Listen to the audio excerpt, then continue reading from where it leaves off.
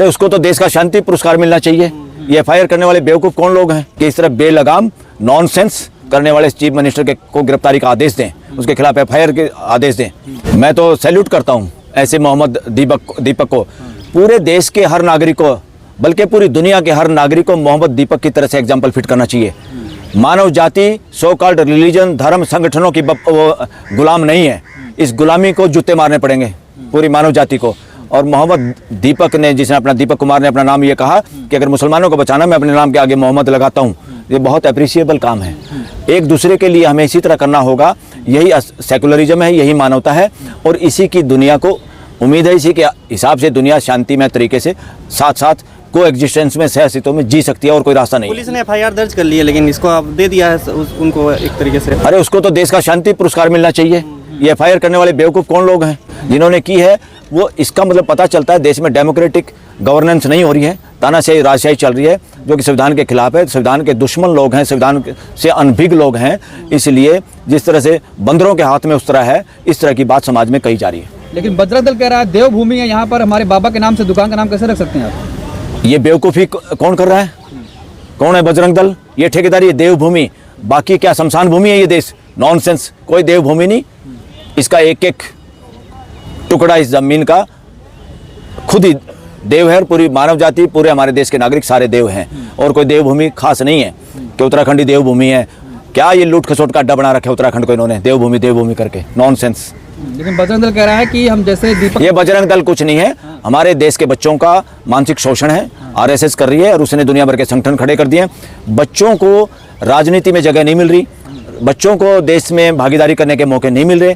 तो बच्चे, नौजवान कहीं ना कहीं भागीदारी करना चाहते हैं, उनकी एनर्जी को सही जगह लगाना चाहिए। मगर इस तरह के दल उनको अध्यक्ष और महामंत्री और पता नहीं क्या क्या बना के इन बच्चों का मानसिक शोषण करके उनके कंधे पे बंदूक रख के देश में हिंसा और ईर्ष्या फैलाने का काम करें। इन सब युवाओं से गुजारिश है, विनती है कि युवा साथियों, इस तरह के सभी दलों को के पदों को जूते मार दो। अगर किसी को कोई सर्टिफिकेट भी मिला उसको आग के हवाले कर दो। ये नॉनसेंस है, ये आपको बांटेंगे। आप अपने भाई बंधुओं के खिलाफ और देश की आने वाली पीढ़ियों के खिलाफ काम मत करो, और इन सब दलों को कूड़ेदान में सड़ने दो। इस तरह के जो भी दल बने हुए देश के अंदर जो हिस्सा फैलाते हैं। का विरोध प्रदर्शन हुआ और रात भर में FIR हो गई, तो दबाव में FIR हुई है? नहीं, हमारे कोई भी देश का युवा ऐसा नहीं है जो इस तरह के गलत काम कर सकता है। ये मिसगाइडेड युवा हैं जिनको अलग अलग दलों के नाम से RSS मिसयूज कर रहा है। नारे लगा रहे हिंदुओं ना, ये सारा षड्यंत्र वर्णवादी मनवादियों का है, जो इस देश को अपना वो उल्लू सीधा करने के लिए आपस में लड़वा सकते हैं, एक दूसरे के कंधे पे बंदूक रख के एक दूसरे को मरवा सकते हैं। इससे सावधान होने की जरूरत है देश को। दंगा फैलाने जैसे आरोप लगे हैं मोहम्मद दीपक पर, जो FIR हुई है। नहीं, वो तो दंगा क्या, वो तो दंगा रोकने का काम उसने किया है। धन्यवाद, आप लोग हमारी आवाज़ जाए और आप लोग उनको बुलाओ। हम यहाँ सम्मानित करना चाहते हैं ऐसे युवाओं को देश के सुप्रीम कोर्ट में। मोहम्मद दीपक को सम्मानित करेंगे आप? यस, क्यों नहीं करेंगे। ऐसे युवाओं को तो सम्मानित, और पूरे वकील समाज उनका साथ देगा। राहुल गांधी अप्रिशिएट कर रहे हैं प्रधानमंत्री। चलो, राहुल गांधी ने अप्रिशिएट किया, अच्छी बात है, करना चाहिए। ऐसे युवाओं को अप्रिशिएट करना चाहिए। असली भारतीय दल वो है। इस तरह के बजरंग दल नहीं चाहिए जो देश को तोड़ें, हिंसा फैलाएं, मनमुटाव करें और अपनी जिंदगियां बर्बाद करें। ये जितने भी इस तरह के दल खड़े किए हुए हैं, प्रॉक्सी दल RSS ने या BJP ने, ये सारे इस देश के युवाओं का पथ भ्रष्ट करने का काम करें, इन युवाओं की ज़िंदगियां बर्बाद करने का काम करें। कुछ लोग उसमें बाद में कहीं ना कहीं क्रिमिनल एक्टिविटी में शामिल हो जाते हैं जाने अनजाने में, और ज़िंदगियां बर्बाद होती हैं, और उनके परिवार वाले लोग फिर बेचारे रोते रहते हैं। सर, दीपक के जिम के बाहर जाके कह रहे चूड़ियाँ पहन लो, मुल्ला, इस तरीके से। किसको? दीपक के बाहर। दीपक को चूड़ियाँ उनको पहननी चाहिए। जो जाति रिलीजन के नाम पे एक दूसरे से ईर्ष्या करते हैं वो सारे के सारे। और चूड़ियाँ पहना के तुम औरतों को बदनाम मत करो। 50% ये चूड़ियाँ इतनी बेकार नहीं। चूड़ियाँ पहनने वाली हमारी औरतों ने, बहनों ने दुनिया में, न केवल देश में, दुनिया में अच्छे काम किए हैं। इसलिए चूड़ियाँ डरपोक होने की निशानी नहीं है। चूड़ियाँ भी बहादुर महिलाएं नहीं है देश की। 50% महिलाएं हैं जो हमारी माताएं बहनें हैं। ये नॉनसेंस से पुराना हो गया ये ढकोसला चूड़ी पहनाने का। इसलिए दीपक ने बहुत अच्छा काम किया, सैल्यूट। दीपक को हम जरूर सम्मानित करेंगे सुप्रीम कोर्ट में किसी न किसी बहाने से बुला के। लेकिन सर, पुलिस ने FIR जो दर्ज की है, फिर कैसे देखने? हो जाएगी FIR दर्ज, थोड़े दिन में दिमाग ठीक हो जाएगा पुलिस का भी और वहाँ की सरकार का भी, क्योंकि जनता दीपक के साथ है। सर, एक और मामला, जिस तरीके से असम के मुख्यमंत्री कह रहे हैं कि मियाँ मुसलमान जो है उसको परेशान करो, 5 रुपये रिक्शा किराया, 4 रुपये दो। ये तो सुप्रीम कोर्ट, यहाँ सुप्रीम कोर्ट में खड़े होकर हमारे को शर्म आ रही है। ये तो संज्ञान सुप्रीम कोर्ट को ले लेना चाहिए था। एक बहादुर जज ने संज्ञान लिया था मध्य प्रदेश में, कर्नल क्या नाम था, सोफिया कुरैशी के मामले में, जिन हमारे श्रीधरन जज थे, जिनका फिर तबादला उड़ीसा करने की बजाय सरकार के कहने पे यूपी इलाहाबाद हाई कोर्ट में कर दिया, जिसका हमारे बहादुर जज, एक बहुत ईमानदार अच्छे जज ने, जो देश के लोगों के फंडामेंटल राइट के पैरोकार हैं, जस्टिस भुइयां ने उसका विरोध किया और पूरे देश के सामने बात लाई।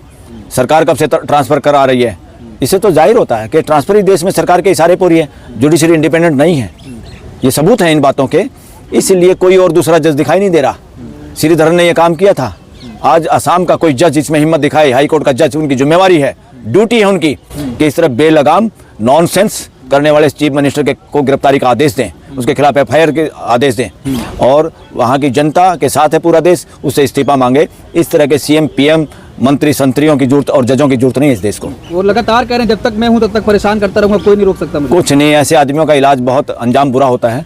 आप हिस्ट्री में देखिए, जो इस तरह के गंदे लोग होते हैं, कोई भी जो किसी भी पद पे हैं उसका दुरुपयोग करते हैं, गंदी भाषा बोलते हैं, लास्ट में उसका अंजाम बुरा होता है। समय हर एक का हिसाब लेता है। कह रहे यहाँ पे जो मियाँ है वो बांग्लादेशी है, घुसपैठिया हिमांता कह रहे हैं। हाँ, बकवास कर रहा है, हर एक घुसपैठिए हैं। कहाँ से घुसपैठिए आ गए?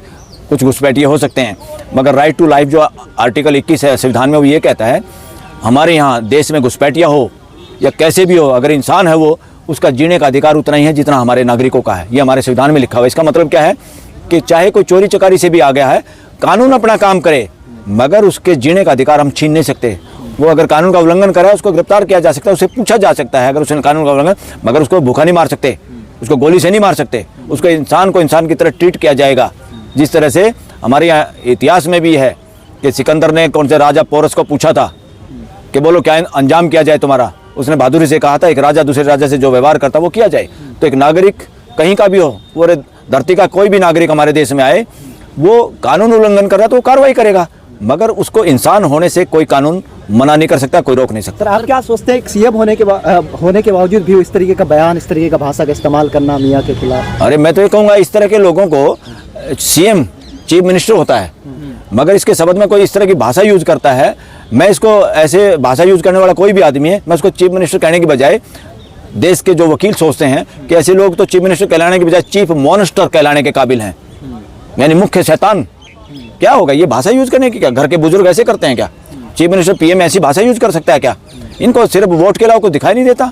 ये सारा का सारा डेमोक्रेटिक सिद्धांतों के खिलाफ, डेमोक्रेटिक वैल्यूज के खिलाफ हैं ये लोग संविधान के अपराधी हैं। सर कई पूर्व न्यायाधीश कह रहे हैं कि तुरंत प्रभाव से उनको हटा देना चाहिए पद से, आपको क्या लगता है? हटाना चाहिए। मैं तो कह रहा हूँ अगर सरकार ना हटाए तो सुप्रीम कोर्ट को सामने आना चाहिए, ऐसे चीफ मिनिस्टर को हटाने की जरूरत पड़ेगी आदेशों के जरिए, सुप्रीम कोर्ट के आदेश से हटा देना चाहिए उसको। तो सर हाई कोर्ट भी कर सकती है ये काम। बहुत मामले में सुप्रीम कोर्ट स्वतः संज्ञान लेता है, लेकिन यहाँ पर खामोश है। ये खामोश इसी तो पता चलता है। इससे क्या पता चलता है कि देश की अदालत इंडिपेंडेंट नहीं है, कहीं ना कहीं दबाव में है, और ऐसी कोर्ट का ये देश ऐसी कोर्टें नहीं चाहता। देश बहुत निराश है और देश को लग रहा है, और ये बार बार हमें कहने में अब गुरेज भी नहीं है, मैं स्पष्ट कहता हूँ, देश की कोर्टों में वर्णवादी और मनुवादी मानसिकता के लोग भरे हुए हैं, इसलिए ये स्वयं स्फूर्त संज्ञान वर्णवादी और मनुवादियों के खिलाफ नहीं ले पाएंगे। सर ममदानी के खिलाफ प्रदर्शन हो रहा है न्यूयॉर्क में, मेयर के, जिस तरीके से एपस्टीन में नाम आया है, लेकिन भारत में किसका नाम आया है? ममदानी का, मीरा नायर का, ममदानी की बात आगा। यस, तो इसको लेकर के उनके यहाँ घर के बाहर प्रदर्शन हो रहा है। भारत में इस तरीके के नाम आए, लेकिन अभी तक सिर्फ कांग्रेस ही मुद्दा उठा रही है, जनता नहीं उठा रही है। अरे जनता उठाएगी, ये नेता सारे अपोजिशन के इतने डरपोक हो गए हैं